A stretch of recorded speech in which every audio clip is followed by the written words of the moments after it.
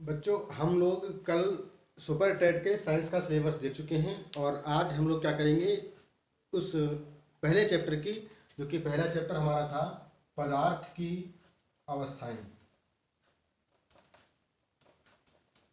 पदार्थ की अवस्थाएं इस चैप्टर की हम शुरुआत करेंगे।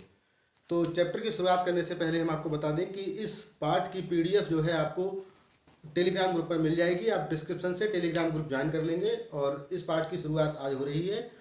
तो ये इसकी पूरे पार्ट की पीडीएफ आप लोगों को टेलीग्राम ग्रुप पर मिल जाएगी, आप उसको ज्वाइन कर लें। दूसरी बात कि जो पीडीएफ आपको प्राप्त होगी तो हो सकता है उसमें और जो पढ़ाया जा रहा है उसमें थोड़ी भिन्नता हो।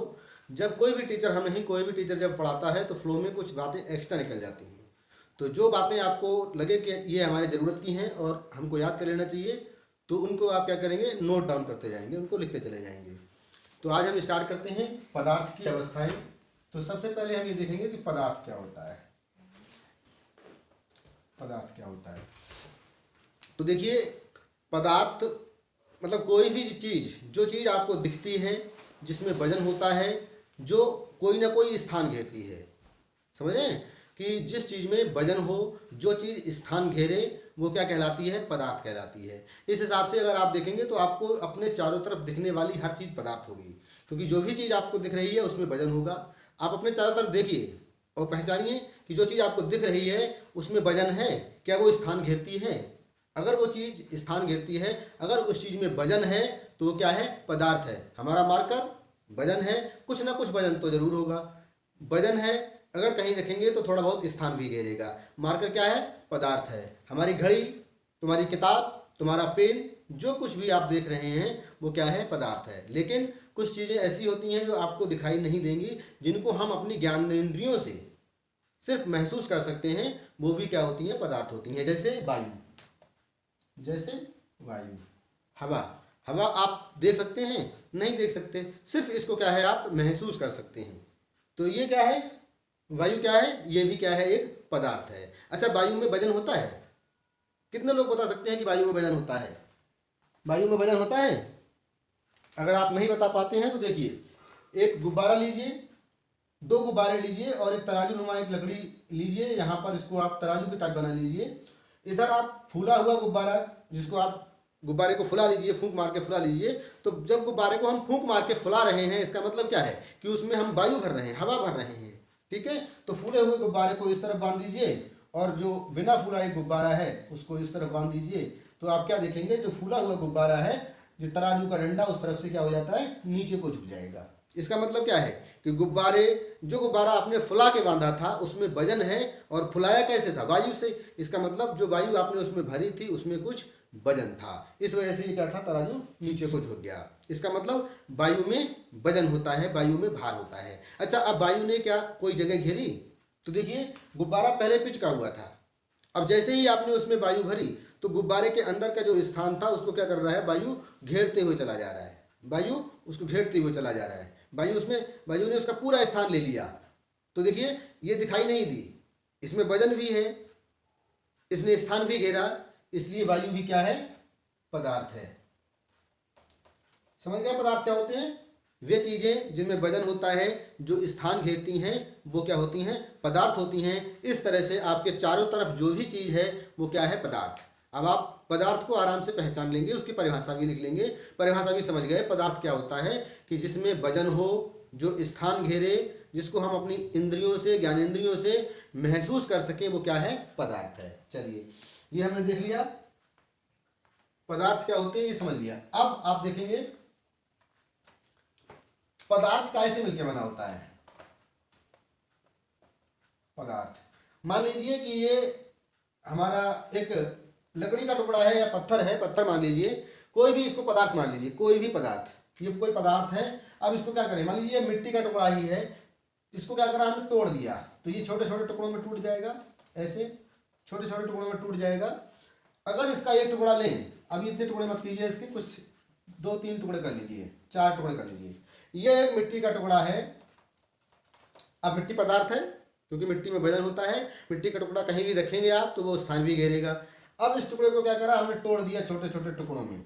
ठीक है, तो इन छोटे छोटे टुकड़ों को क्या कहेंगे, अब इन छोटे छोटे टुकड़ों को जोड़कर हम वो मिट्टी का टुकड़ा भी बना सकते हैं। ठीक है, तो इन छोटे छोटे टुकड़ों को हम क्या कहेंगे, अणु कहेंगे। ठीक है, अब इन छोटे छोटे टुकड़ों को भी हम और इतने छोटे छोटे टुकड़ों में तोड़ दें कि उनको और ज़्यादा तोड़ना नामुमकिन हो। ठीक है, मुमकिन ना हो, तो उन मान लीजिए ये टुकड़ा उठाया हमने, ये एक अणु उठाया और इसको फिर तोड़ दिया, छोटे छोटे टुकड़ों में तोड़ दिया। अब इसको क्या कहेंगे हम, परमाणु कहेंगे। ठीक है, तो पदार्थ, ये हमारा था पदार्थ। ठीक, पदार्थ कैसे मिलके बनता है, छोटे छोटे टुकड़ों से मिलके बना होता है, जिसको हम क्या कहते हैं, अणु कहते हैं। और अणु और छोटे छोटे टुकड़ों से मिलके बना होता है, जिसे क्या कहते हैं, हम परमाणु कहते हैं।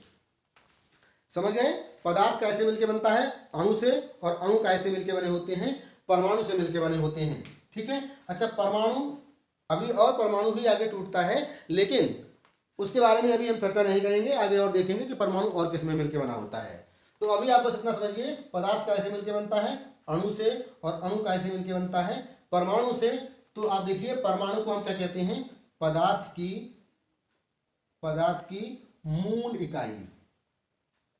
पदार्थ की मूल इकाई किसे कहते हैं, इस परमाणु को पदार्थ की मूल इकाई कहते हैं, क्योंकि जो परमाणु है वही पदार्थ का सबसे नीचे का कण है, सबसे नीचे जो टॉप पर, जो बिल्कुल जड़ पे होगा। मूल मीन्स क्या होता है, मूल मीन्स विज्ञान में होता है जड़। ठीक है, जड़ मतलब प्रारंभिक स्थान। ठीक, यह यहाँ पदार्थ है, तो पदार्थ कैसे मिलके बना है, अणु से, और अणु कैसे मिलके बना है, परमाणु से। यानी कि अगर कोई पदार्थ बना है तो यहाँ से शुरू हुआ है, ये इसका प्रारंभिक स्थान है, परमाणु इसका प्रारंभिक स्थान है, परमाणु इसका जड़ है, और ये क्या है, ये यहाँ आके एक पेड़ बन गया, एक पूरा पदार्थ बन गया। तो पदार्थ का मूल कहाँ है, जड़ मतलब मूल, मूल कहाँ है, परमाणु पर।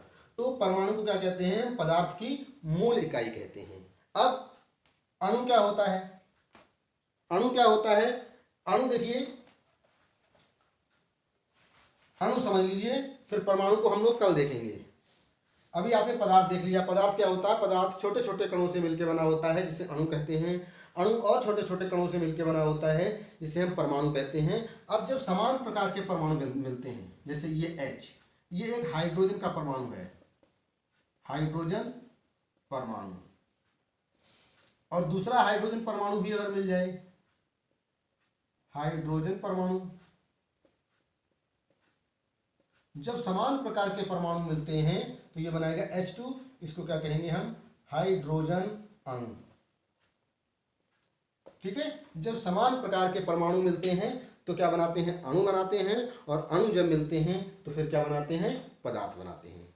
आज आपने क्या देखा, पदार्थ क्या होते हैं, पदार्थ कैसे मिलके बनते हैं, अणु से, अणु कैसे मिलके बनते हैं, परमाणु से। अणु क्या होता है, समान प्रकार के परमाणुओं के मिलने से क्या होता है, हमारा एक अणु बनता है। आगे हम धीरे धीरे बढ़ेंगे, आज पहला क्लास था तो आज हम थोड़ा सा पढ़ेंगे।